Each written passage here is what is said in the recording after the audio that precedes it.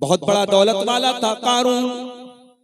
इतनी दौलत थी कारून के पास के कुरान कहता है व आतैनाहु मिनल कुनूज़ि मा इन्न मफातिहहु लतनूउ बिल उस्बति उलिल कुव्वा। हमने कारून को इतनी दौलत दी थी, इतना खजाना दिया था कि कारून के खजानों की चाबियों को बहुत सारे पहलवान बड़ी मुश्किल से उठाते थे। अंजाम क्या हुआ कारून का? कारून को अपनी दौलत पर बड़ा नाज था, बड़ा गुरूर था, बड़ा तकब्बुर था।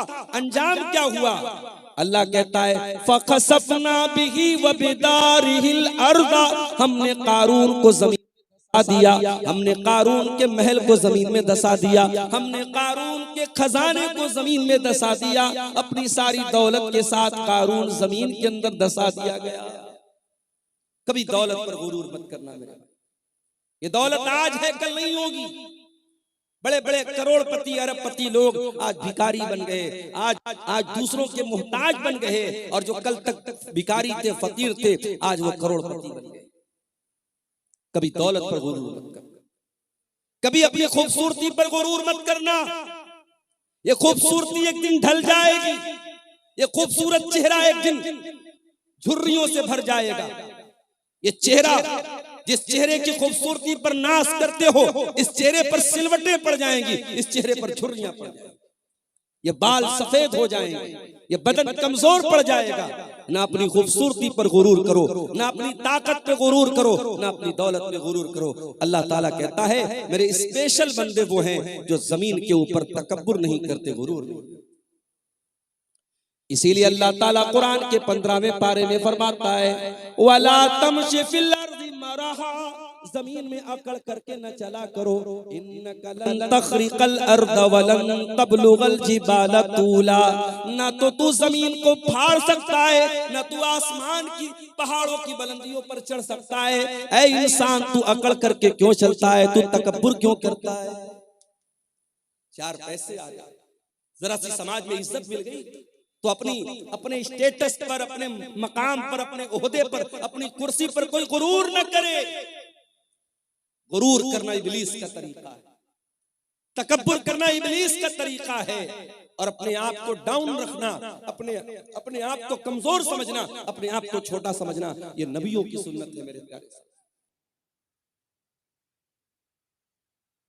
अरे भाई इतना बोल रहे तो नीचे कर दो भाई, क्यों बिला वजह की टेंशन पैदा? जो थोड़ा ऊंचा स्टैंड है, थोड़ा नीचा करो, थोड़ा नीचा करो।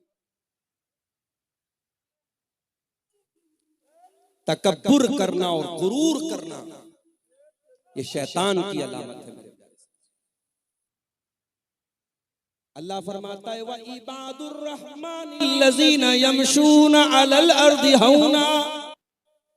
अल्लाह के खास बंदे वो हैं जो जमीन के ऊपर नर्म चाल चलते हैं, जो जमीन के ऊपर तकब्बुर नहीं करते, घमंड नहीं करते। अच्छा, यहां एक सवाल पैदा होता है। एक इंसान अच्छा कपड़ा पहनता है, नया जूता पहनता है, अब वो घर से बाहर निकला, उसका कपड़ा खूबसूरत है, उसका जूता खूबसूरत है। अब कोई दूसरा आदमी ऐसा मिल गया जिसका कपड़ा उतना अच्छा नहीं है, जिसका जूता उतना अच्छा नहीं है। अब जाहिर है, एक नेचुरल बात है, एक प्राकृतिक बात है, कुदरती बात है। जब आप अपने से कमजोर इंसान को देखेंगे, अपने से कमतर इंसान को देखेंगे, आपका कपड़ा कीमती है, आपका जूता कीमती है, तो आपके दिल और दिमाग में कहीं ये बात आ सकती है कि मैं इससे अच्छा हूं, मैं इससे खूबसूरत हूं, मैं इससे बेहतर हूं। तो क्या ऐसी थिंकिंग का पैदा होना, ऐसे विचार का दिमाग में आना, ऐसी सोच का दिमाग में आना, क्या यह भी तकब्बुर है? आइए एक हदीस पढ़ के सुना। अल्लाह के नबी फरमाते हैं जिस इंसान के दिल में जर्रा बराबर तकब्बुर होगा वो जन्नत में नहीं जाएगा। सहाबे किराम दहल गए, सहाबे किराम कांप गए, अल्लाह के रसूल जर्रा बराबर जिसके दिल में तकब्बुर होगा, अहंकार होगा, घमंड होगा, गुरूर होगा, वो जन्नत में नहीं जाएगा। ऐ अल्लाह के नबी, हम में से हर इंसान चाहता है उसका कपड़ा अच्छा हो, हर इंसान चाहता है उसका जूता अच्छा हो, अच्छा जूता पहन के निकले, अच्छा कपड़ा पहन के निकले। अब किसी दूसरे को देख करके अगर अपने आप को बड़ा समझ लिया तो ऐ अल्लाह के नबी, ये तो बड़ा घाटे का सौदा है। एक जरा सा तकब्बुर पैदा होगा और इंसान जहन्नम में चला जाएगा। आपने फरमाया, ऐ मेरे सहाबा, तकब्बुर ये नहीं है कि इंसान अच्छा कपड़ा ना पहने, तकब्बुर ये नहीं है कि इंसान अच्छा जूता न पहने। आपने फरमाया, इन्नल्लाह जमीलुन युहिब्बुल जमाल, अल्लाह ताला खूबसूरत है और अल्लाह ताला खूबसूरती को पसंद करता है। ये बड़ी प्यारी बात। अल्लाह ताला खूबसूरत है, साहिबे जमाल है, अल्लाह जमील है और जमाल को पसंद करता है। कभी गौर कीजिए, अल्लाह ताला की कायनात कितनी खूबसूरत है। ज्यादा दूर न जाइए, आप अपने गांव में निकल जाइए, खेतों और खलियानों पे जाके देखिए, गंगा के किनारे जाके जरा देखिए सूरज के डूबने का मंजर, जरा किसी नदी और पहाड़ के करीब जाके देखिए।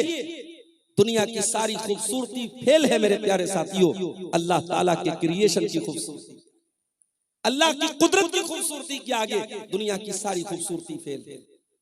अल्लाह खूबसूरत है और अल्लाह ने इस कायनात को बहुत खूबसूरत बनाया है। आप अच्छा कपड़ा पहने, अच्छा जूता पहने, इस्लाम को इस पर कोई आपत्ति नहीं है। अल्लाह ताला के नजदीक इसमें कोई हर्ज की बात नहीं। फिर तकब्बुर क्या है?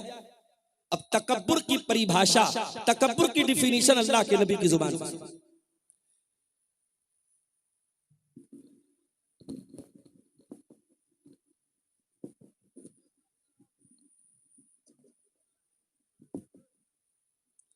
अल्लाह के प्यारे नबी ने फरमाया, अल किब्रु बत्रुल हक़्क़ि व गम्तुन नास, तकब्बुर ये है कि तुम हक बात को कबूल न करो, सच्चाई को कबूल न करो। तुम्हारे सामने सच्चाई पेश की जाए, हक बात पेश की जाए और फिर भी तुम हक बात को कबूल न करो, ये तकब्बुर है। वह गम्तुन नास, और तुम लोगों को हकीर समझो, लोगों को अपने से छोटा समझो, लोगों को के ऊपर अपने आप को ऊंचा समझो, सुपीरियर समझो, ये तकब्बुर है। और इस तकब्बुर को अल्लाह माफ नहीं करेगा। तो रहमान के बंदे जब जमीन पर चलते हैं तो नरम चलते हैं, ये उनकी पहली पहचान। दूसरी पहचान, व इज़ा खातबहुमुल जाहिलून क़ालू सलामा, और रहमान के बंदों की दूसरी पहचान ये है, जब जाहिल उनके मुंह लगते हैं, जब जाहिल उनसे कन्वर्सेशन करते हैं, जब जाहिल उनसे बातचीत करते हैं और जिहालत पर उतर जाते हैं, तो वो ईंट का जवाब पत्थर से नहीं देते, वो शेर का जवाब सवा शेर से नहीं देते, वो जाहिल का जवाब खामोशी से देते हैं, वो सलाम कह करके आगे गुजर जाते हैं। भाई हमारा मिजाज क्या है? हमारा मिजाज तो यही है कि हम किसी से कम थोड़ी है। उसने हमें कैसे बोल दिया, उसने हमें कैसे उल्टा सीधा बोल दिया, हम तो ईंट का जवाब पत्थर से देंगे, हम तो शेर का जवाब सवा शेर से देंगे। नहीं, अल्लाह कह रहा है कि मेरे स्पेशल बंदे ऐसे नहीं। वइज़ा खातबहुमुल जाहिलून क़ालू सलामा, वो जाहिल का जवाब जिहालत से नहीं देते, वो गलत का जवाब गलत से नहीं देते। हमारी अक्सर लड़ाई क्यों होती है? हमारी रिश्तेदारियों में जो फूट पड़ती है, जो दुश्मनी होती है, क्यों होती है? उसने मुझे बोल दिया, उसने मुझे ऐसा कह दिया, उसने मेरे साथ ऐसा कर दिया, उसने अपनी लड़की की शादी में मुझको नहीं बुलाया, उसने अपने यहाँ दावत में नहीं बुलाया, हम भी नहीं बुलाए। यही तो होता है। अल्लाह के नबी के पास एक आदमी आया, उसने कहा, अल्लाह के नबी, मेरे कुछ रिश्तेदार हैं, मैं उनके साथ अच्छा सलूक करता हूं, वह युसीऊना इलैया, वो मेरे साथ बुरा सलूक करते हैं। ऐ अल्लाह के नबी, मैं उनके साथ अच्छा मामला करता हूं, वो मेरे साथ जिहालत का मामला करते हैं। मैं उनके साथ नरमी का मामला करता हूं, वो मेरे साथ सख्ती का मामला करते हैं। आपने फरमाया, ऐ मेरे सहाबी, जब तक तू इस हाल में, जिस हाल में तू बता रहा है, तब तक अल्लाह ताला की तरफ से एक फरिश्ता बराबर तेरी मदद करता रहेगा। और जब तक तू ऐसा काम कर रहा है, तू अपने उन रिश्तेदारों के मुंह में जहन्नम की राख भर रहा है, जहन्नम की आग भर रहा है, क्योंकि वो तेरे नरमी के मुकाबले में सख्ती करके और तेरे एहसान के बदले बदसलूकी करके वो जहन्नम के हकदार बन रहे हैं, लेकिन तू जन्नत में अपना ठिकाना बना रहा है। ये इस्लाम का अखलाक है। अभी लखनऊ के अंदर क्रिसमस का त्योहार हमारे ईसाई मजहब के लोग मना रहे थे। उनके चर्च के पास दूसरे मजहब के लोग आए और वहां पे हुड़दंग मचाने लगे, बदतमीजी करने लगे।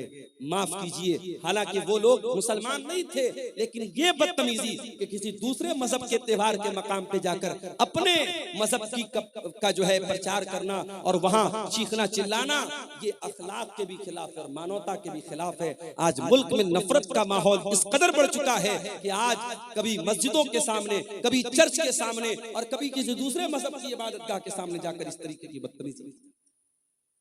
इस्लाम के अंदर इस जहालत की कोई गुंजाइश नहीं। इस्लाम जाहिलों का मजहब नहीं है, इस्लाम बदतमीजी का मजहब नहीं है। इस्लाम अखलाक का नाम है, इस्लाम किरदार का नाम है, इस्लाम कैरेक्टर का नाम है। मेरे प्यारे साथियों, जाहिल का जवाब भी आपको जहालत से नहीं देना है, गाली का जवाब भी आपको गाली से। यहूदी बहुत बड़े कमबख्त थे, बहुत बड़े बदतमीज थे, गुस्ताख थे। यहूदी अल्लाह के नबी के पास आते हैं, अस्सलामु अलैकुम कहते हैं, लेकिन जरा सी जबान को घुमा लेते हैं और अस्सलामु अलैकुम कहने के बजाय वो अस्सलामु अलैकुम कहते हैं। देखिए, अरबी जबान बड़ी रिच जुबान है, बहुत रिच लैंग्वेज है। अस्सलामु अलैकुम की मीनिंग क्या है? तुम पर सलामती हो, तुम शांति से रहो, तुम समृद्धि से रहो, तुम खुश रहो। और अस्सलामु अलैकुम मतलब तुम मर जाओ। अरबी जबान इतनी रिच लैंग्वेज है कि एक लेटर खत्म हो गया, मीनिंग अपोजिट हो गई। अस्सलामु अलैकुम का मतलब तुम सलामत रहो और अस्सलामु अलैकुम मतलब तुम मर जाओ। यहूदियों ने अस्सलामु अलैकुम कहा, किसको? नबी। नबी ने सुन लिया। हजरत आयशा के कानों में यहूदियों के जुमले पड़ गए। जब यहूदियों ने अस्सलामु अलैकुम कहा, अम्मा आयशा को गुस्सा आया, उन्होंने फौरन जवाब दिया, वालैकुमुस्सलाम वल्लानतु। ऐ यहूदियों, तुम पर भी मौत आए, तुम पर भी अल्लाह की लानत आए, तुम मर जाओ। अल्लाह के नबी ने देखा हजरत आयशा बड़े गुस्से में, बड़े जोश में, बड़े जज्बात में, आपने फरमाया, महलन या आयशा, ऐ आयशा ठहर जाओ, रुक जाओ।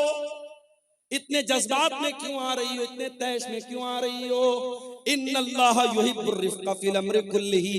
ऐ आयशा, अल्लाह ताला नरमी को पसंद करता है, अल्लाह ताला सख्ती को पसंद नहीं करता, अल्लाह तो नरमी वाला नरमी को पसंद करता है।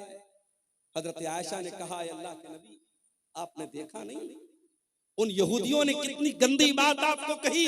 उन्होंने आपको अस्सलामु अलैकुम नहीं कहा, उन्होंने आपको अस्सलामु अलैकुम कहा। मैं कैसे गवारा कर लूं? मेरे नबी को मौत की बद्दुआ दी जाए, मेरे नबी को बुरा भला कहा जाए और मैं बर्दाश्त।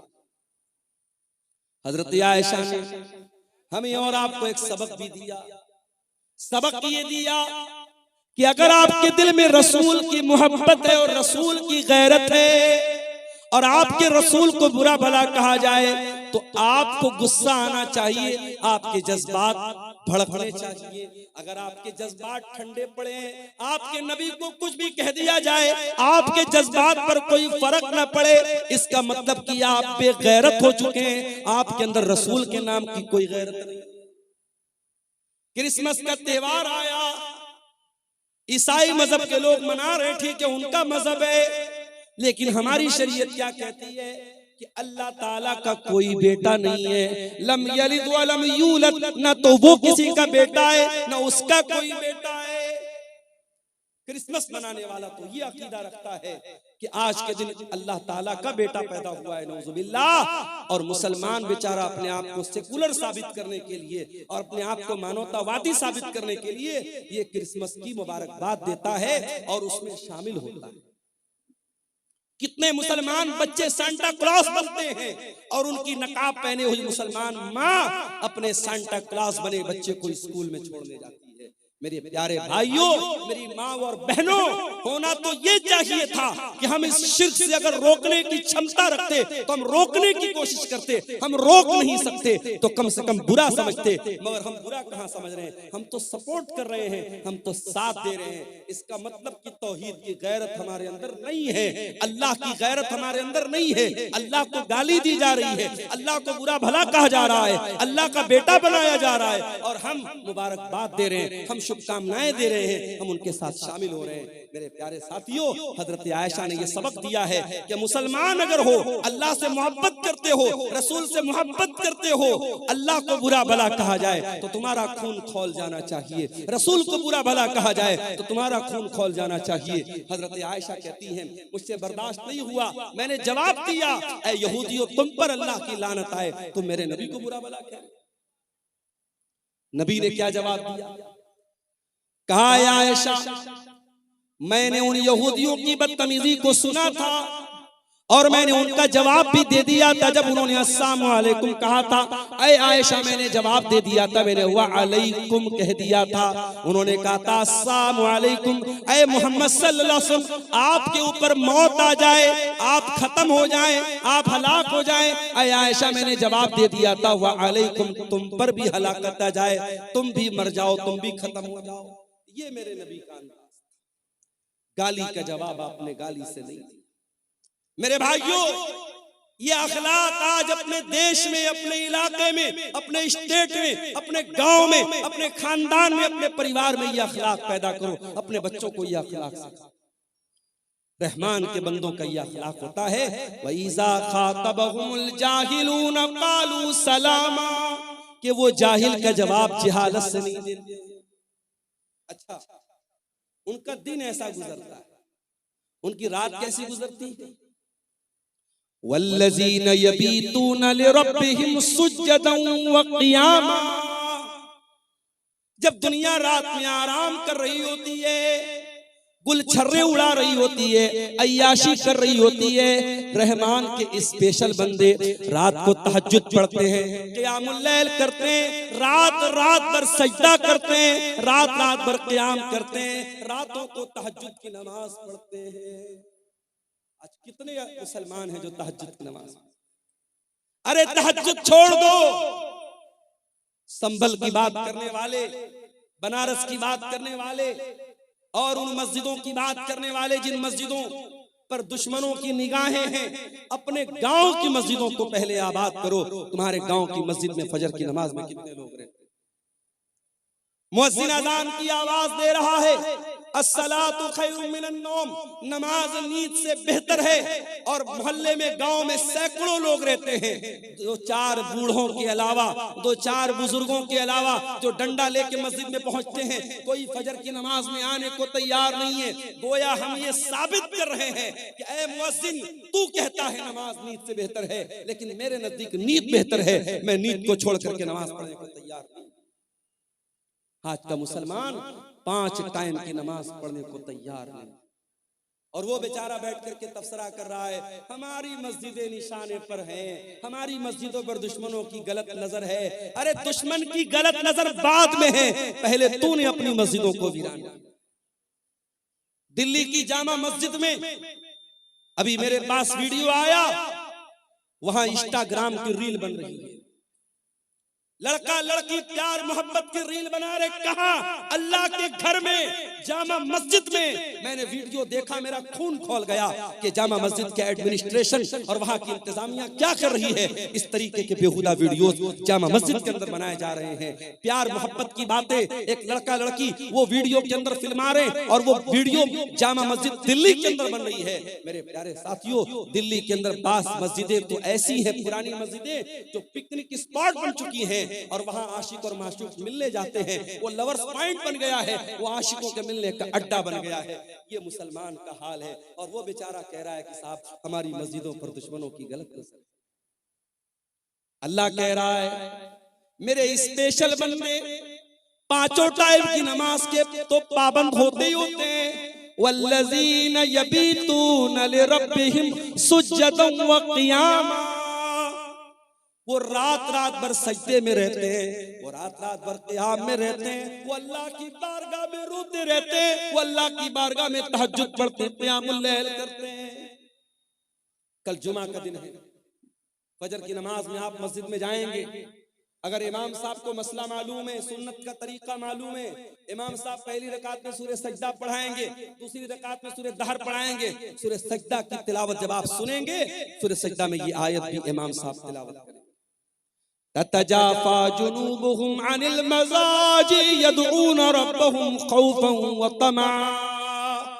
मेरे नेक बंदे वो हैं जो अपने बिस्तर से अलग रहते हैं, रातों में लोग सोए रहते हैं, मेरे नेक बंदे अपने बिस्तर से अलग होकर अल्लाह की बारगाह में रुकू कर रहे होते हैं, अल्लाह की बारगाह में सजदा कर रहे होते हैं, मेरे नेक बंदे तहज्जुद पढ़ते हैं, मेरे नेक बंदे क़ियामुल लैल करते हैं। और एक बात आपको बोलता हूं, कभी कोई मसला फंस जाए, कभी जिंदगी में कोई प्रॉब्लम आ जाए, कभी कोई समस्या आ जाए, नुस्खा बताता हूं, नोट कर लो। पांचों टाइम की नमाज की पाबंदी करो और तहज्जुद की नमाज के लिए मोबाइल पर अलार्म सेट करो। फजर की अजान 5 बजे हो रही है, रात में 3 बजे उठो और वजू करके 8 रकात तहज्जुद की नमाज पढ़ो, मैक्सिमम 8 रकात।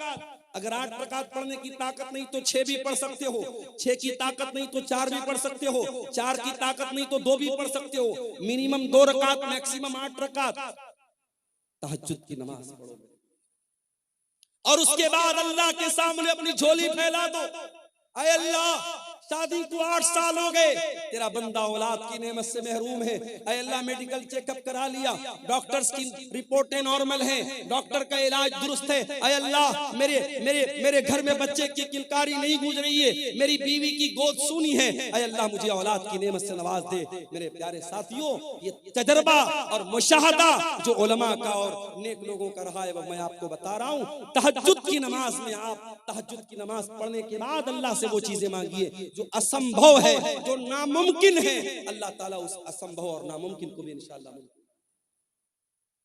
तजर्बे और मुशाहदे की बात बता रहा हूं, क्योंकि वो वक्त ऐसा है मेरे प्यारे साथियों जब अल्लाह खुद आसमान दुनिया पर नाजिल होता है और अल्लाह खुद कहता है अपने बंदों से, मांगो मुझसे, मैं तुम्हारी पुकार को सुनूंगा, मुझसे मग़फ़िरत तलब करो, मैं तुम्हें माफ कर दूंगा, मुझसे सवाल करो, मैं तुम्हें दूंगा। अल्लाह देने के लिए उतरा है, अल्लाह दे रहा है। और मेरे प्यारे साथियों, हम इतने बदनसीब हैं, हम उस मुबारक वक्त को, उस अजीम घड़ी को हम उसको खो देते हैं। मेरे प्यारे साथियों, तहज्जुद की नमाज आपको बहुत कुछ ऐसा देगी जो आपको सोच के भी बाहर है, आपके तसव्वुर से भी बाहर है। अल्लाह कह रहा है मेरे स्पेशल बंदे रातों को तहज्जुद की नमाज।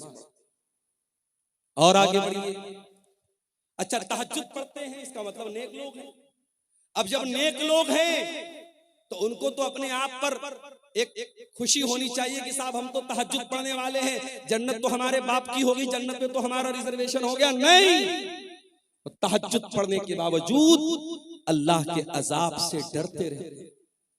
वल्लज़ीन यक़ूलून रब्बना स्रिफ़ अन्ना अज़ाब जहन्नम इन्न अज़ाबहा कान गरामा इन्नहा साअत मुस्तक़र्रन व मुक़ामा। रहमान के खास बंदे तहज्जुद की नमाज पढ़ते हैं, रात रात भर जागते हैं, लेकिन फिर भी अल्लाह से दुआएं करते हैं कि ऐ परवरदिगार तू जहन्नम के अजाब से हमको बचा ले। इन्ना अज़ाबहा कान गरामा, जहन्नम का अजाब तो चिमट जाने वाला है, जहन्नम का अजाब तो चिपक जाने वाला है, जहन्नम का अजाब तो छोड़ने वाला नहीं है, जहन्नम की अजाब तो जान छोड़ने वाला नहीं है।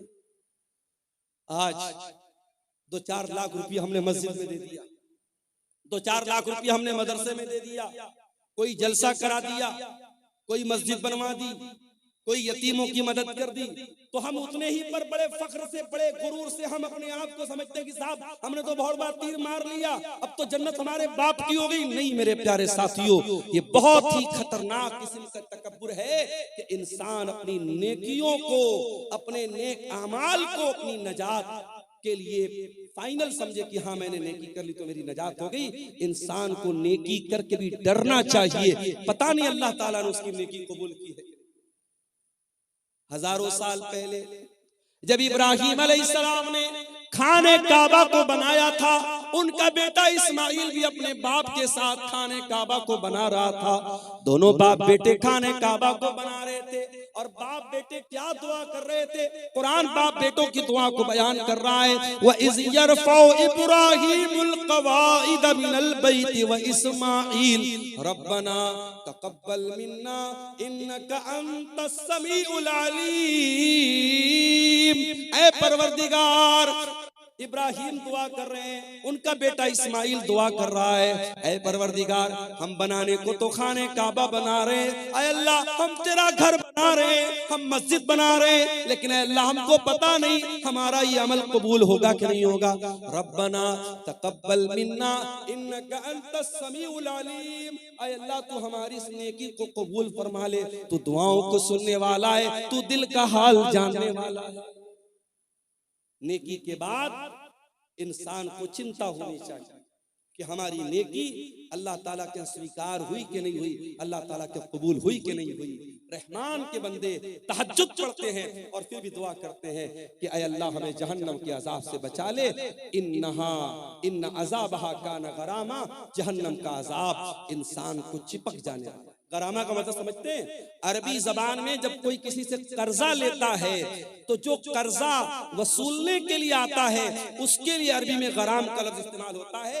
जाहिर है कि अगर आपने किसी से कर्जा लिया है तो बार बार आपके घर पे आएगा, आपको छोड़ेगा नहीं आपसे जब तक पैसा नहीं ले लेगा। जहन्नम का अजाब भी गरामा है, जहन्नम का अजाब छोड़ने वाला नहीं है, जहन्नम का अजाब चिपक जाने वाला है, चिमट। अल्लाह ताला हम सबकी हिफाजत फरमाए। इन्नहा साअत मुस्तक़र्रन व मुक़ामा, जहन्नम बड़ा ही बुरी जगह है, बड़ा ही बुरा ठिकाना है। और आगे बढ़िए, रहमान के बंदों का अखलाक आपने देख लिया, रहमान के बंदों की नमाज आपने देख ली, रहमान के बंदों की दुआ आपने देख ली। अब थोड़ा सा और आगे बढ़िए, अल्लाह फरमाता है वल्लज़ीना इज़ा अनफ़क़ू लम युसरिफ़ू व लम यक़तुरू व काना बैन ज़ालिका क़वामा। रहमान के बंदे जब खर्च करते हैं तो ना तो फजूल खर्ची करते हैं, ना बखीली करते हैं, वो बीच का रास्ता अपनाते हैं। वो ना तो कंजूस होते हैं, ना बखील होते हैं, और ना ही दौलत होने के बावजूद ना तो दौलत होने के बावजूद कंजूस होते हैं, ना दौलत का मिसयूज करते हैं, गलत इस्तेमाल, ना फजूल खर्ची करते हैं, ना कंजूस। हमारे समाज में दोनों तरीके के लोग मौजूद हैं। बाज लोग इतने बड़े कंजूस हैं, बहुत पैसा है, लेकिन ढंग का कपड़ा भी नहीं पहनते। बीवी बेचारी तरसती रहती है कि अरे मुझे फला कपड़ा दिला दो, फला साड़ी दिला दो, फला सूट दिला दो, इसके बाद बहुत पैसा है, मगर नीयत इतनी खराब है, बीवी बेचारी वो रोती रहती है और ये बीवी कभी हक अदा नहीं।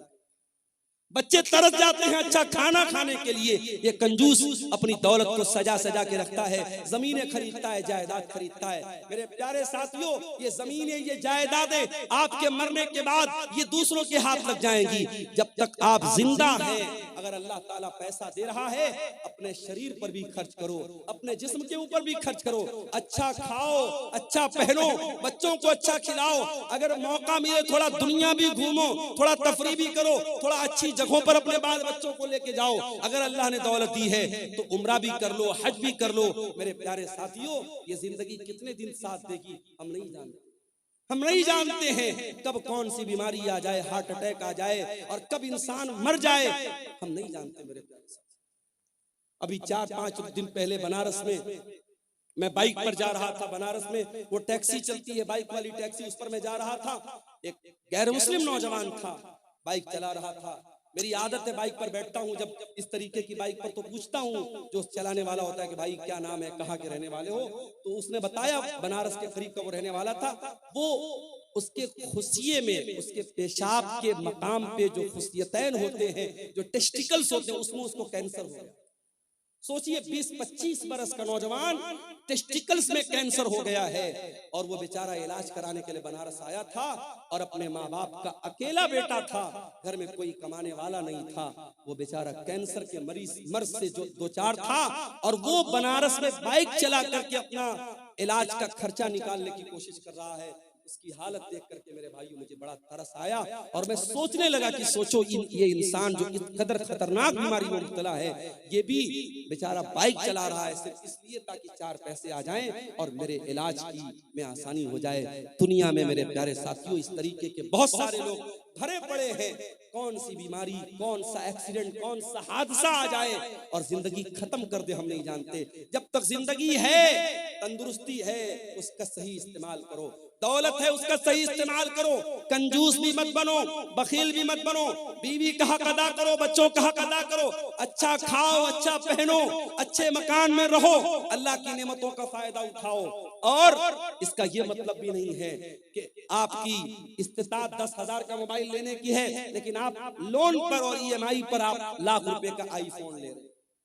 ताकत 10,000 का मोबाइल लेने की है मगर लोन पर और EMI पर आप क्या ले रहे हैं? 1 लाख रुपए का आईफोन ले रहे हैं। ये मेरे प्यारे साथियों, जितनी बड़ी चादर हो इंसान को पैर उतना ही फैलाना चाहिए। न फजूल खर्ची करना इस्लाम में सही है, न बखीली करना इस्लाम में सही है। आज जलसा होता है, सोशल मीडिया पर जलसों के बारे में कितनी बातें होती हैं। खासतौर से सीमांचल के जलसों के बारे में लोग बोलते हैं बड़ी फजूल खर्ची होती है। कभी कोई इस पर क्यों नहीं चर्चा करता? ठीक है, जलसों में जो खराबियां हैं उसको हमें दूर करना चाहिए, इस पर भी तो चर्चा होनी चाहिए कि सीमांचल में पूरे इंडिया में मुसलमान शादियों में कितना पैसा पानी की तरह बहाते हैं। उत्तर प्रदेश की 2 शादियां अभी हाल ही में करंट में मेरे सामने आई। सिद्धार्थनगर में शादी हुई, मुसलमान लड़का बारातियों पर पैसा लुटा रहा है और 20 लाख रुपया उसने बारातियों पर नोटों की गड्डियां उसने उड़ा दी। 20 लाख रुपया उसने पानी की तरह बहा दिया। मेरठ में एक शादी हुई और दुल्हे को ससुराल से 2.5 करोड़ रुपए मिलते हैं और दुल्हा अपनी साली को घड़ी पहनाने का जो तोहफा देता है, जिसको घड़ी की पहनाई बोलते हैं, वो तकरीबन 11 लाख रुपए देता है। मौलवी साहब को निकाह पढ़ाने का 11 लाख रुपया दिया जाता है। क्या ये इसराफ नहीं है? क्या ये फजूल खर्ची नहीं है? अपने नाम के लिए, अपनी शोहरत के लिए, अपने आप को प्रसिद्ध करने के लिए और मशहूर करने के लिए आज मुसलमान पैसा पानी की तरफ बहाता है। मेरे प्यारे साथियों, अल्लाह क्या इसका भी हिसाब देना पड़ेगा। पैसा कहां से आया और पैसा कहां खर्च किया। आप ये कह करके पल्ला नहीं झाड़ सकते मेरा पैसा था, मेरी मर्जी थी, मैं जहां चाहे खर्च करूं। नहीं, अल्लाह आपसे पूछेगा ये पैसा हमने तुझे दिया था, ये दौलत हमने तुझे दी थी, तुझे बताना पड़ेगा ये तूने पैसा कहां से आया और ये पैसा तूने कहां खर्च किया। वल्लज़ीना इज़ा अनफ़क़ू लम युस्रिफ़ू व लम यक़्तुरू व कान बैन ज़ालिका क़वामा। रहमान के खास बंदे जब पैसा खर्च करते हैं, जब दौलत खर्च करते हैं, ना फजूल खर्ची करते हैं, ना बखीली करते हैं। व कान बैन ज़ालिका क़वामा, वो बीच का रास्ता अपनाते हैं। और आगे वल्लज़ीना ला यदऊना मअल्लाहि इलाहन आखर वला यक़्तुलूना अन-नफ्सल्लती हर्रमल्लाहु इल्ला बिल हक़्क़ि वला यज़नून। और रहमान के खास बंदे 3 बड़े बड़े पापों से अपने आप को बचाते हैं। 3 महापाप है इस्लाम में, 3 बड़े बड़े गुनाह है इस्लाम की नजर में। सुन लीजिए, वल्लज़ीना ला यदऊना मअल्लाहि इलाहन आखर। रहमान के खास बंदे अल्लाह के साथ किसी को शरीक नहीं करते, वो शिर्क नहीं करते। उनका हाथ अगर उठता है अल्लाह के सामने उठता है, वो सजदा करते हैं तो अल्लाह की बारगाह में सजदा करते हैं। वो किसी कब्र पे सजदा नहीं करते, किसी मजार पे सजदा नहीं करते, किसी पत्थर के बुत के आगे सजदा नहीं करते। वो लाल काले पीले धागों को मुश्किल कुशा नहीं समझते। आप क्या बोलिए, इसी कटिहार के इलाके में मैंने देखा अहले हदीस का घर है, शेरशाबादी का घर है और घर में उसने क्या लगाया है, दुकान और मकान की खैर बरकत। उस पे क्या लिखा हुआ है, कुछ गिनतियां लिखी हुई हैं, कुछ गिनतियां लिखी हुई हैं और ये अकीदा रखा गया कि ये मेरे मकान में लगा रहेगा तो मेरे मकान में बरकत आएगी। ये उल्टी सीधी गिनती लिख लिखने से तेरे मकान में बरकत नहीं आएगी, मकान में बरकत तेरे अमल से आएगी, तेरे ईमान से आएगी, तेरे कुरान पढ़ने से आएगी। कुरान की आयतों को तू लटका दे या गिनतियों को लटका दे, उससे तेरे घर में बरकत नहीं आएगी। मेरे भाइयों, बात कड़वी है मगर मैं सच्ची बात कहता हूं। आज हम अहले हदीसों को भी अपने अकीदे पर मेहनत करने की, आज हमारे जलसों में तौहीद पर तकरीरें बंद हो गई, अखलाक की बातें हो रही हैं, नमाज की बातें हो रही हैं, शराब से रोका जा रहा है, ज़िना से रोका जा रहा है। मगर दुनिया का सबसे बड़ा पाप क्या है? दुनिया का सबसे बड़ा गुनाह क्या है? शिर्क करना। आज कितनी मुसलमान लड़कियां हैं, कॉलेजों में पढ़ रही हैं, हिंदू सहेली के साथ वो पढ़ रही है, उसका कोई त्योहार आया, उसने एक बच्ची महिला पिंडाल में रो रही है, किनकी बच्ची है उसको ले जाइए। किसी गैर मुस्लिम का त्योहार आया, मुसलमान लड़की स्कूल और कॉलेज में पढ़ रही है, उसके त्योहार में बाकायदा शामिल होती है और उसके मजहबी इबादत में शामिल है। मैं ये मसला बता दूं आपको, आपके गांव का कोई गैर मुस्लिम पड़ोसी है, कोई गैर मुस्लिम भाई है, उसके साथ मेल जोल रखना, उसके साथ प्यार मोहब्बत करना, उसके साथ अच्छा सलूक करना, उसके सुख दुख में काम आना, मैं बिल्कुल मना नहीं कर रहा हूं, इस्लाम तो इसका हुक्म देता है। मगर हाँ, जब मसला ईमान का आ जाए, जब मसला अकीदा का आ जाए, वहां कोई कॉम्प्रोमाइज नहीं करना। किसी गैर मुस्लिम के मजहबी इबादत में आपको शामिल नहीं होना है। इबादत अगर होगी तो अल्लाह की होगी, ये उसूल है, ये उसूल है कुरान। कुल या अय्युहल काफिरून ला आबुदु मा ताबुदून, ऐ नबी आप कह दीजिए कि ऐ काफिरों, जिसकी इबादत मैं करता हूं उसकी तुम नहीं करते, जिसकी तुम करते हो मैं नहीं। तो रहमान के खास बंदे शिर्क नहीं करते। सबसे बड़ा पाप क्या है? अल्लाह के बराबर किसी को बना देना, अल्लाह के बराबर किसी को दर्जा देना। आप तो सीमांचल के इलाके में रहते हैं, यहां तो कम ये चीजें आपको मिलेंगी। आप जरा सा उत्तर प्रदेश में आइए, जरा कलकत्ता चले जाइए, जरा आप मालदा साइड में, बारसोई साइड में आप चले जाइए, आपको जगह जगह शिर्क के अड्डे मिल जाएंगे। मुसलमान किस किस चीज के आगे सर झुका रहा है आप यकीन नहीं कर सकते। एक मुसलमान रास्ते में जा रहा था, उसके एक पैर का जूता टूट गया। अब एक पैर का जूता पहन के तो वो चल नहीं सकता था, उसने मारे गुस्से में अपने जूते को एक पेड़ के ऊपर फेंक दिया। एक साल के बाद जब वो मुसलमान उस जगह से गुजरा, देखा कि पूरे पेड़ पर ढेर सारे जूते पड़े हैं। उसने किसी से पूछा, भाई इस पेड़ पर इतने सारे जूते कहां से आए? कहा कि नहीं मालूम, बस कोई आदमी यहां से गुजरा था, देखा कि इस पेड़ पर एक जूता पड़ा है, तो लोगों ने आपस में ये धारणा बना ली, अकीदा बना लिया कि इस पेड़ के ऊपर जूता लटकाने से बिगड़ी बन जाएगी, मुसीबत दूर हो जाएगी, मन्नत पूरी हो जाएगी। अब जूते पर जूता, जूते पर जूता लटकाया। ये मुसलमान का, मुसलमानों के अकीदे में इतना बिगाड़ है मेरे प्यारे साथियों। कहीं बिल्ली की कब्र है, कहीं घोड़े का मजार है, कहीं पागल बाबा का मजार है, और वहां जाके मुसलमान सर झुका रहा है। अल्लाह कह रहा है मेरे खास बंदे अल्लाह के साथ शिर्क नहीं करते। वल्लज़ीना ला यदऊना मा अल्लाहि इलाहन आखर, मेरे स्पेशल बंदे अल्लाह के साथ शिर्क। दूसरा गुनाह, वला यक़्तुलून अन्नफ्सल्लती हर्रमल्लाहु इल्ला बिलहक़्क़ि, और अल्लाह के खास बंदे किसी निर्दोष की हत्या नहीं करते, किसी बेकसूर को कत्ल, किसी इनोसेंट पर्सन का मर्डर नहीं करते, किसी बेकसूर की हत्या नहीं। इस्लाम किसी बेकसूर की हत्या करने की इजाजत नहीं देता। अभी एक वाक़या आया, एक मुसलमान, अपने आप को सो कॉल्ड मुसलमान कहने वाले इंसान ने गाड़ी के जरिए कई लोगों को कुचल दिया, और पता लगा कि वो आदमी पहले सऊदी में रहता था। सऊदी हुकूमत ने साफ बयान दे दिया उस इंसान का हमसे कोई ताल्लुक नहीं है, और वैसे भी वो मुसलमान नहीं था, मुल्हिद इंसान था, दीन बेजार इंसान था।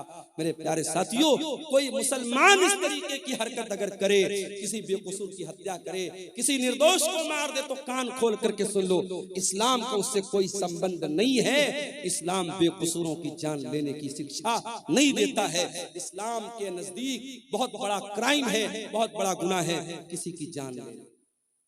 हाँ, इस्लाम में 3 ऐसे मकामात हैं जहां किसी की जान ली जा सकती है, ये भी याद रखो। इस्लाम में 3 लोगों को कत्ल किया जा सकता है। नंबर 1, अस्सय्यिबुज़्ज़ानी, शादीशुदा इंसान अगर जिना कर रहा है और इस्लामी हुकूमत है, चाहे वो मर्द हो चाहे वो औरत हो, इस्लामी हुकूमत के अंदर शादीशुदा जानी की सजा सजाए मौत है, उसे रज्म किया जाएगा, पत्थरों से मार मार के खत्म। नंबर 2, अल क़त्ल बिल क़त्ल, अगर किसी ने किसी की हत्या की है तो हत्यारे को उस हत्या के बदले, उस कत्ल के बदले हत्यारे को कत्ल किया जाएगा, कातिल को कत्ल किया जाएगा, कातिल से क़िसास किया जाएगा, उसको भी इस्लाम में उसकी इजाजत दी गई। और नंबर 3, अल मुफारिक़ु लिदीनिही, इस्लामी हुकूमत के अंदर अगर कोई मुसलमान रहता है, वो इस्लाम को फॉलो करते करते अगर इस्लाम को छोड़ देता है और किसी दूसरे मजहब को स्वीकार कर लेता है, मुर्तद हो जाता है, मुशरिक हो जाता है, काफिर हो जाता है, अगर इस्लामी हुकूमत के अंदर ऐसा काम करता है तो इस्लाम में मुर्तद की सजा सजाए मौत है। इस्लाम ये कहता है अगर आप इस्लामी हुकूमत में रहते हैं, आप इस्लाम को छोड़ के किसी और मजहब पर अमल करते हैं, कोई मसला नहीं है, आप रह सकते हैं। लेकिन अगर आप इस्लाम को फॉलो करते हैं और इस्लामी हुकूमत के अंदर रहते हुए आप अगर मुर्तद होते हैं, अल्लाह के दीन को छोड़ करके कोई और दीन अपनाते हैं, तो फिर ये माफी के लायक जुर्म नहीं है, ये माफ करने के लायक अपराध नहीं है, और इस्लामी हुकूमत में उसकी सजा सजाए मौत है। ये 3 गुनाह ऐसे हैं जिन पर इस्लाम में कत्ल करने की इजाजत दी गई है। अल्लाह कह रहा है वला यक़्तुलून नफ्सल्लती हर्रमल्लाहु इल्ला बिल हक़्क़ि, मेरे नेक बंदे वो हैं, मेरे स्पेशल बंदे वो हैं जो किसी निर्दोष की हत्या नहीं करते, वला यज़नून, और जिना नहीं करते। ये तीसरा बड़ा गुनाह है, जिना करना, बदकारी करना, शर्मगाह का गलत इस्तेमाल करना, ये जिनाकारी और बदकारी इस्लाम की नजर में तीसरा बड़ा गुनाह है। इसीलिए जब अल्लाह के नबी से पूछा गया, आय अल्लाह के नबी अय्युज़ ज़म्बि आज़मु इंदल्लाह, अल्लाह के नजदीक सबसे बड़ा गुनाह क्या है? आपने फरमाया अन तजाला लिल्लाहि निद्दन व हुवा खलक़क, सबसे बड़ा गुनाह यह है कि तुम अल्लाह के बराबर किसी को करार दे दो। पूछा गया आय अल्लाह के नबी उसके बाद दूसरा सबसे बड़ा गुनाह क्या है? आपने फरमाया अन तक़तुला वलदक खशियत अन यतममक, अपनी औलाद को कत्ल कर देना इस डर से कि वो औलाद तुम्हारे साथ खाए। अब यहाँ एक मसला पैदा होता है, क्या फैमिली प्लानिंग करने की इस्लाम में इजाजत है? 2 लड़के हैं मेरे, अभी मैं तीसरा लड़का नहीं चाहता, अभी 2 लड़कों को पालना मेरे लिए मुश्किल हो रहा है, तीसरा लड़का मैं नहीं चाहता, तीसरी औलाद नहीं चाहता, क्या फैमिली प्लानिंग कर सकता हूं? ये बड़ा ही नाजुक मसला है। फैमिली प्लानिंग कर सकते हैं कि नहीं कर सकते हैं, ये बड़ा ही नाजुक मसला है। उसमें अगर आप बच्चे की पैदाइश और बच्चे के मां के पेट में वजूद में आने से पहले के जो तरीके हैं जिसमें हमल न ठहरे, अगर वो तरीके आप अपनाते हैं तो उसकी गुंजाइश मौजूद। अगर आप कोई परमानेंट ऐसा जैसे नसबंदी हो जाती है, ये गलत है, या बगैर किसी मजबूरी के औरत का ऑपरेशन करा दिया जाए, ये गलत है।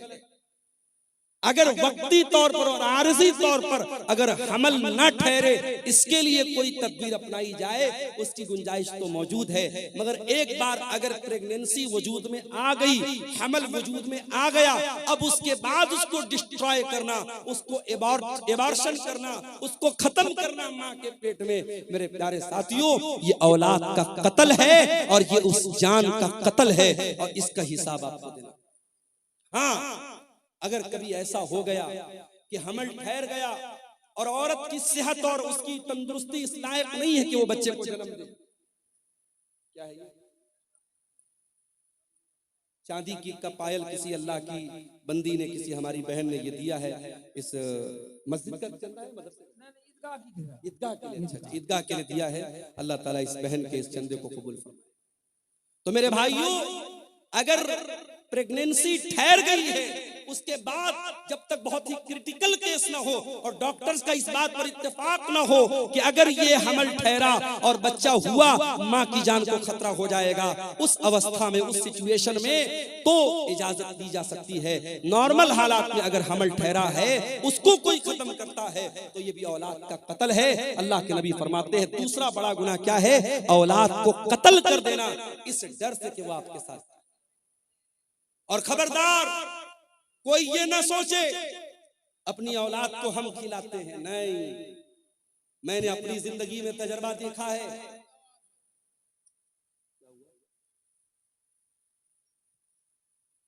मेरी 3 बेटियां हैं।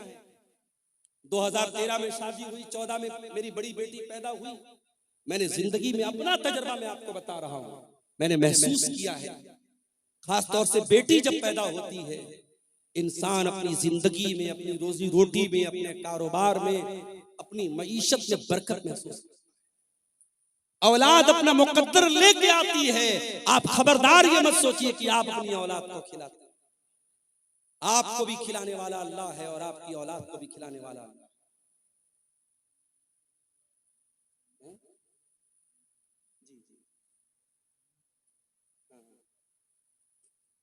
चंदा बहुत कम हुआ है, इसलिए शेख मोहतरम से गुजारिश है कि अच्छा अच्छा, ठीक ठीक ठीक। मौलाना बंगला बोल पाएंगे मेरे भाइयों, मौजू तो जो मेरा चल रहा है उस पर मैं बात करूंगा और कर ही रहा हूं। आपने जैसा कि सुना, शेख तौहीद साहब ने भी बताया कि प्रोग्राम एक ईदगाह के चंदे के लिए हुआ है और मैं इसी इलाके में जानता हूं कि अल्लाह ताला ने इतना लोगों को दिल दिया है कि एक एक दिन में 20-20 लाख रुपए एक एक जलसे में चंदा उतरा है। तो आप थोड़ा सा दिल खोलिए, माओ बहनों से भी कहता हूँ, थोड़ा दिल खोल करके आप यहाँ पे अपना चंदा भेजिए और हमारे बादशाह हुसैन सलफी साहब भी कलेक्शन इंशाअल्लाह करेंगे, या और जो भी उलमा चंदा करने वाले हैं वो आपके उस चंदे का ऐलान भी करेंगे और उसकी दुआएं भी करेंगे। आप इस काम में देर न कीजिए और जलसे के जिम्मेदारों से भी गुजारिश करें। साहब का टाइम नहीं है, मौलाना जर्जी साहब का टाइम होगा, इसलिए मौलाना हुसैन को टाइम नहीं दिया जाएगा, मौलाना जर्जी साहब ही को दिया जाएगा। इसलिए आप कुछ देर चंदा कर दे और कुछ फतवा भी आया हुआ है उसका जवाब देना। चंदा तो भाई हमारे बस का नहीं है, चलिए देखते हैं ऐसे बोलते जाइए इंशाअल्लाह देंगे। तो मेरे भाइयों, औलाद का कत्ल करना ये बहुत बड़ा, अल्लाह के नबी ने पूछा दूसरा बड़ा गुनाह क्या है? आपने फरमाया अपनी औलाद को कत्ल कर देना इस डर से कि वो तुम्हारे साथ खाएगी। औलाद को हम नहीं खिलाते, अल्लाह खिलाता है, बात याद। नहनु नर्ज़ुकुहुम व इय्याकुम, तुमको भी खिलाने वाले हम हैं, तुम्हारी औलाद को खिलाने वाले भी हम हैं। इस गलत फहमी में मत रहना कि औलाद को हम खिलाते। अल्लाह कह रहा है कि तुम्हारी औलाद को हम खिलाते हैं, तुम अपनी औलाद के रोजी के मालिक नहीं। अल्लाह ताला ये 1000 किसी भाई ने चंदा दिया है, अल्लाह इस चंदे को कबूल फरमाए। और इस तरीके से आप आते रहिए, तकरीर तो होती रहेगी, आखिर में 10-15 मिनट थोड़ा सा आप यहाँ पर आकर के मेरे हाथों पे भी कुछ चंदा दे दीजिए ताकि मौलाना तौहीद साहब की बात भी रह जाए और जो जलसे की कमेटी के लोग मायूस बैठे हुए हैं, असल जो मकसद है, जो पर्पस है जलसे का, चंदा बता रहे काफी कम हुआ है। आप हजरात बहुत बड़ी तादाद में आए हैं, इतनी बड़ी भीड़ और इतना बड़ा मजमा अगर आए और ईदगाह जैसी पाकीज़ा जगह के लिए जहां साल में इबादत होगी, ईद और बकरीद की नमाज होगी, और एक बार ये जमीन खरीद ली गई तो समझो जब तक वो जमीन रहेगी और नमाज पढ़ी जाती रहेगी, सवाब आपको मिलता रहेगा। परमानेंट आप सदका करके इंशाअल्लाह जाएंगे, सदका जारिया, तो जरूर आप इसमें हिस्सा लेंगे। देखिए आप हजरात मौलाना का हाथ पर दे और दुआ ले लीजिए। मौलाना मुसाफिर आदमी हैं, 2000 बनारस से आए हैं, इसलिए उनके हाथ में दीजिए, इंशाअल्लाह उर्दू में भी दुआ देने में नेकी मिलेगी। और जलसा कमेटी के लोगों से गुजारिश है कि माँ बहनों के पिंडाल में चादर लेके जाए, जिनको जिम्मेदारी है, जो भी माँ बहनों के पिंडाल में भी, जेंट्स पिंडाल में भी चादर लेके जाए। तो अल्लाह के नबी से पूछा गया कि दूसरा बड़ा गुनाह क्या है? आपने कहा औलाद को कत्ल करना। फिर पूछा गया अल्लाह के नबी तीसरा बड़ा गुनाह क्या है? आपने फरमाया अंतुजानिया हलीलत जारिक, अपने पड़ोसी की बीवी के साथ जिना करना। जिना तो किसी भी औरत के साथ करना हराम है, पड़ोसी का जिक्र आपने खास तौर से इसलिए किया क्योंकि पड़ोसी के ऊपर भरोसा करता है। अगर कोई अपने पड़ोसी के साथ विश्वासघात करे, पड़ोसी के भरोसे का खून करे तो ये डबल गुनाह है, ये गुनाह पर गुनाह है। इसलिए अल्लाह के नबी ने पड़ोसी का खास तौर से जिक्र किया। तो ये 3 बड़े बड़े गुनाह हैं। रहमान के खास बंदे न तो शिर्क करते हैं, न कत्ल करते हैं, न ज़िना करते हैं। और अल्लाह आगे क्या कहता है, वमन यफ़अल ज़ालिका यल्क़ा सामा, और जो भी इंसान शिर्क करेगा, किसी निर्दोष की हत्या करेगा या ज़िना करेगा, वो बहुत बड़ी मुसीबत उठाएगा और बहुत बड़े गुनाह में पड़ जाएगा। युज़ाफ़ लहुल अज़ाबु यौमल क़ियामति व यख़लुद फ़ीही मुहाना, और हमेशा वो जहन्नम की आग में जलता रहे। लेकिन हाँ, ज़िना करने वाला भी तौबा कर ले। दुनिया वाले कहते सुबह का भूला शाम को लौट जाए, तो भूला नहीं कहते।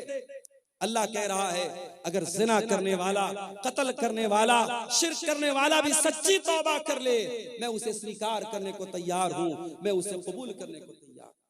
इल्ला मन ताबा व आमना व अमिला अमलन सालिहा फउलाइका युबद्दिलुल्लाहु सय्यिआतिहिम हसनात व कानल्लाहु गफूरर रहीमा। जो तौबा करेगा, जो ईमान लाएगा और जो नेक अमल करेगा, अब तक जितना गुनाह किया गुनाह कर लिया, अब तक जितना गलत काम किया कर लिया, अब तौबा कर लिया और ईमान के रास्ते पर आ गया और नेक अमल कर लिया, तो अल्लाह क्या कहता है, हम ऐसे लोगों के गुनाहों को नेकी में बदल देंगे। अब तक जितने क्राइम किए, जितने गुनाह किए, जितने पाप किए, हम उनके पापों को, उनके गुनाहों को माफ कर देंगे और उसको ट्रांसफर कर देंगे नेकियों में। मेरे प्यारे साथियों, तौबा का एक तरीका ये भी है, इंसान नमाजें पढ़े, सदका खैरात करे, अल्लाह की राह में अपनी दौलत और अपने माल को खर्च करे। अगर आपको ये महसूस होता है हाँ मुझसे जिंदगी में कुछ गुनाह हुए हैं, तो तौबा का तरीका एक ये भी है कि आप जिस तरीके से आज के इस प्रोग्राम में आपको मौका मिल रहा है कि आप ईदगाह की जमीन के लिए एक सदका जारिया आप दें, आप यहाँ पे आए और अपना चंदा जरूर लिखवाएं और दें, ताकि अल्लाह ताला आपकी तौबा को कबूल करे। जो तौबा करेगा और नेक अमल करेगा और ईमान के रास्ते पर चलेगा, अल्लाह कह रहा है उसके गुनाहों को हम नेकियों में बदल। वमन ताबा व अमिल सालिहन फइन्नहु यतूबु इलल्लाहि मताबा, और जो इंसान तौबा करता है वो सही रास्ते पर वापस पलट जाता है, वो अपनी गाड़ी को यू टर्न लेकर के सही रास्ते पर आ जाता है। आपको कटिहार से मोहना चाँद पुराना था, सही रास्ते पर आप चल रहे थे, अचानक गूगल मैप के चक्कर में गलत रास्ते पर चले। आजकल गूगल मैप बहुत रास्ता गड़बड़ बता देता है। अभी उत्तर प्रदेश में गूगल मैप के चक्कर में एक पुल कोई बन रहा था, अभी आधा अधूरा पुल बना था, उस पर 4 व्हीलर लेकर के एक नौजवान चला गया और पुल पर से उसकी गाड़ी गिर पड़ी और नौजवान बेचारा इंतकाल कर गया, अल्लाह को प्यारा हो गया। तो आप गूगल मैप के चक्कर में गलत रास्ते पर जब चले गए, रास्ते में एक आदमी जा रहा था, जलसे में जा रहा था, उसने कहा भाई साहब कहाँ जा रहे हैं? आपने कहा मोहना चाँदपुर जा रहा हूँ। तो उसने आपको बताया कि नहीं, अब अपनी गाड़ी को मोड़ दीजिए, आप यू टर्न ले लीजिए। तो तौबा भी यू टर्न है मेरे प्यारे साथियों। जब आप तौबा करते हैं, जब आपने गुनाह का काम किया, हमने कोई गलत काम किया, उस वक्त तक हम गलत ट्रैक पर चल रहे थे, गलत रास्ते पर चल रहे थे, जैसे ही हमने तौबा कर लिया, अल्लाह कह रहा है फइन्नहु यतूबु इलल्लाहि मताबा, हम अल्लाह के रास्ते की तरफ लौट चले। उसके बाद फरमाया ये 3 लोगों ने 500-500 रुपए का ताउन इस ईदगाह की जमीन के लिए दिया है। अल्लाह तबारक व तआला इनके इस चंदे को भी कबूल फरमाए, और जो भी भाई अभी सोच विचार में पड़े हैं, अल्लाह उनको तौफीक दे के वो आए और अपनी अपनी हैसियत और कैपेसिटी के एतबार से जरूर इस कार्य खैर में हिस्सा लेकर के जाए। मैं बात कर रहा हूँ कुरान के 19वें पारे की सूरह फुरकान की आयतों को आपके सामने पढ़ रहा हूँ, और रहमान के विशेष बंदों और खास बंदों की कुछ क्वालिटीज है, मालूम है इसका क्या है? अच्छा, दुकानदारों ने दिया, माशाअल्लाह। ये झोले में कुछ रकम आई है, अब ये इसको लोग गिन के बताएंगे कितनी रकम है। ये हमारे सड़क के जो दुकानदार भाई हैं, उन लोगों ने इसको आपस में कलेक्शन करके दिया है। अल्लाह ताला उनके, देखिए साइड से सब आके चंदा दीजिए, मौलाना के हाथ से मुसाफा कीजिए। जरूरी नहीं है कि कोई 1 लाख 2 लाख रुपए चंदा दे तभी चंदा होता है। मस्जिदें बनती हैं, ईदगाह की जमीन खरीदी जाती है। मैंने देखा है कोई ऐसा भी अल्लाह का बंदा होता है जिसकी 100 रुपए की ताकत है, वो 100 रुपया बड़े कलेजे से लाके देता है, बड़े दिल के जज्बे के साथ लाके देता है। और एक इंसान 1 लाख रुपया देता है, करोड़पति आदमी 1 लाख रुपया देता है, मगर दिल की तकलीफ के साथ देता है। अल्लाह के यहाँ उस करोड़पति का दिया हुआ 1 लाख रुपये का चंदा वो 19 पड़ जाता है, और वो 100 रुपये का चंदा उस गरीब इंसान का अल्लाह के उसका मकाम ज्यादा बुलंद हो जाता है। इसलिए मेरे प्यारे साथियों, ये न समझना कि हम तो कोई छोटा मोटा हम क्यों अमाउंट देने जाएं। आप जो भी हो रहा है, यहाँ स्टेज पर लोग बैठ करके चंदा का कलेक्शन कर रहे हैं, आप आइए। मुझे मुनासिब नहीं लग रहा है, मौजू के बीच में बार बार डिस्टरबेंस भी हो रहा है, लेकिन मैं चाहता हूं कि जलसे वालों की बात भी रह जाए। आप आकर के जरूर इस ईदगाह में अपना ताउन कीजिए। हमारी जलसा कमेटी के लोग भी चादर लेके जा रहे हैं, और खवातीन में भी, महिला पिंडाल में भी मैं गुजारिश करता हूं कमेटी के लोगों से, वहां 2-4 औरतों को सौंप दीजिए, और चादर में आप लोग जो ताउन कर सकते हैं करें। मुझे मुनासिब नहीं लग रहा है बीच में बार बार मौजू को, टॉपिक को छोड़ करके चंदे की बात करना। मैं अपने मौजू को खत्म करके इंशाअल्लाह इस कुर्सी से उठूंगा।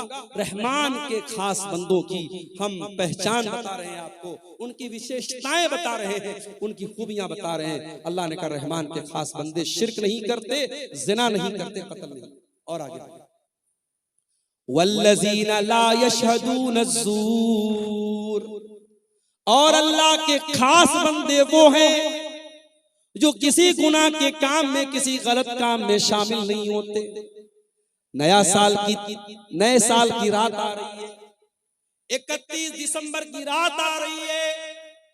बड़े बड़े शहरों में बड़े बड़े होटल बुक हो जाएंगे, नाचने गाने वालियां महंगे महंगे अमाउंट के ऊपर उनको हायर किया जाएगा, कई कई हजार का पास और टिकट लगाया जाएगा, और होटलों में महंगे महंगे टिकट दे करके नाच गाना देखने और शराब पीने जाने वालों में मेरे प्यारे साथियों एक बड़ी तादाद में मुसलमान नौजवान और लड़के लड़कियां भी शामिल होते हैं।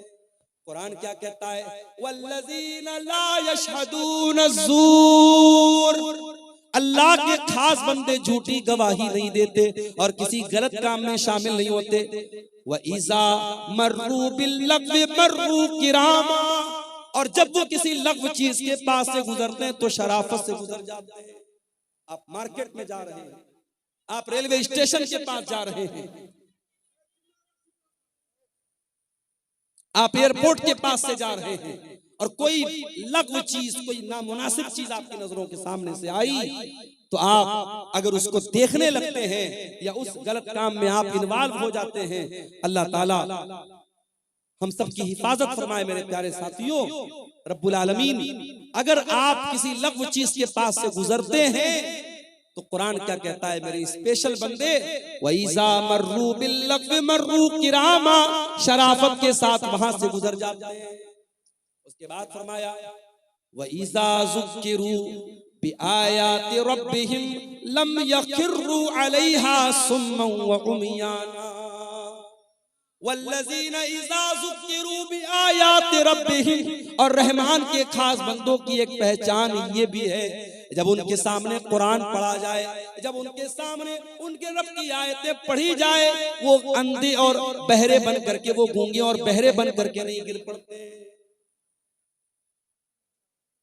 जलसा हो रहा है, तकरीर हो रही है, आप एक कान से सुन करके दूसरे कान से उड़ा रहे हैं, न कुरान की आयतों पर गौर हो रहा है, न मुकर्रिर की आलिम की बातों पर गौर हो रहा है, न अमल हो रहा है।